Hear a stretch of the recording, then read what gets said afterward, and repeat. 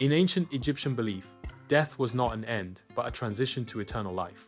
Preparation for this journey was considered essential for a successful afterlife. Mummification was a key process in preserving the body for the afterlife. The weighing of the heart ceremony determined one's worthiness to enter the afterlife. The sun's daily cycle illustrates the cyclical nature of existence. The Nile's floods demonstrate a recurring pattern of renewal and abundance. Seed germination mirrors the cyclical process of life, death, and rebirth. These natural cycles parallel the human life cycle, highlighting the interconnectedness of existence. The Duat is the ancient Egyptian realm of the dead, a complex and perilous underworld. Spirits must traverse the Duat, facing numerous trials and supernatural creatures. These trials test the spirit's worthiness and purity before entering the afterlife. Supernatural creatures inhabiting the Duat pose significant threats to the spirit's journey. The ultimate goal of traversing the Duat is to achieve union with Osiris, the god of the afterlife. Successful navigation of the Duat ensures eternal life and integration into the divine order. The Duat is characterized by a complex geography featuring gates, caves, and rivers of fire. These geographical features serve as obstacles in the journey through the afterlife. The gates within the Duat are significant barriers that must be overcome. Flaming rivers pose a dangerous challenge in the Duat, symbolizing purification and peril. Navigating the Duat's obstacles is essential for achieving eternity in the afterlife. The Ka represents the life force, vital for sustaining existence. The Ba embodies personality, encompassing unique traits and characteristics. The Akh signifies the transfigured spirit, essential for navigating the afterlife. The Ka, Ba, and Akh are integral components of the soul, crucial for eternal existence. Ancient Egyptians believed the preservation of the physical body was essential for the soul's eternal existence. The soul, composed of multiple components, required a preserved physical form to remain unified in the afterlife. Mummification ensured the body's integrity, preventing decay and allowing the soul to recognize and return to it. Without a preserved body, the soul risked disintegration and eternal oblivion. Therefore, elaborate mummification rituals were performed to safeguard the body and ensure the soul's continued existence in the afterlife. The initial stage of mummification involves the careful extraction of internal organs. Organ removal is a critical step to prevent decomposition and preserve the body. Each organ is meticulously removed, cleaned, and prepared for separate preservation. The heart, believed to be the seat of intelligence, is typically left in place. The second step in mummification involves drying the body to prevent decay. Natron, a naturally occurring salt mixture, is used to desiccate the body. The body is completely covered in natron to ensure thorough dehydration. This process can take up to 40 days to fully dry the body. Dehydration removes moisture, inhibiting bacterial growth and preventing decomposition. Complete desiccation is essential for the long-term preservation of the body. The third step in mummification involves careful bandaging of the body. Bandaging is done in layers to ensure preservation and protection of the body. Magical amulets are strategically placed between the layers of bandages. Amulets provide spiritual protection and ensure safe passage to the afterlife. The bandaging process is a meticulous ritual performed with great care and precision. The final stage of mummification involves painting the sarcophagus with symbolic imagery. Resins are applied to the wrapped mummy to provide a protective layer against decay. Protective amulets and jewelry are placed within the wrappings to safeguard the deceased in the afterlife.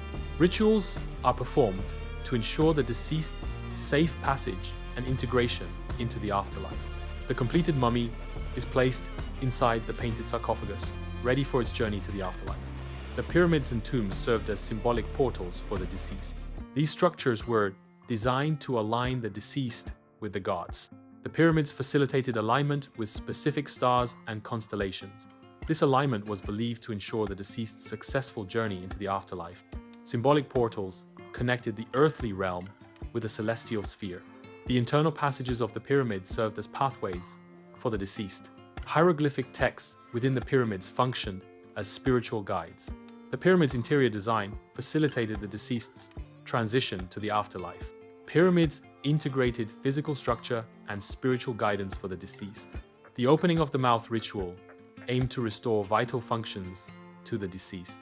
During the ritual, a priest used sacred instruments to touch the mummy's mouth. The touch of these instruments was believed to reactivate the senses of the deceased. Restoring speech and breath allowed the deceased to navigate the afterlife. The offering of food was a ritual performed to sustain the K in the afterlife. Perfumes were also offered to nourish the Ka, ensuring its continued existence. The Ka is a vital life force that continues to exist after death. These offerings were essential for the Ka's well-being and continued existence in the afterlife. The ritual ensured the Ka had the necessary provisions for its journey and existence in the afterlife.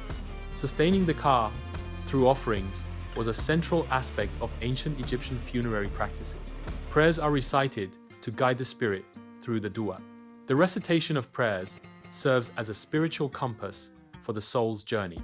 Oracle rituals provide guidance and support during the spirit's crossing. The combination of prayer and ritual is intended to ensure safe passage through the Duat.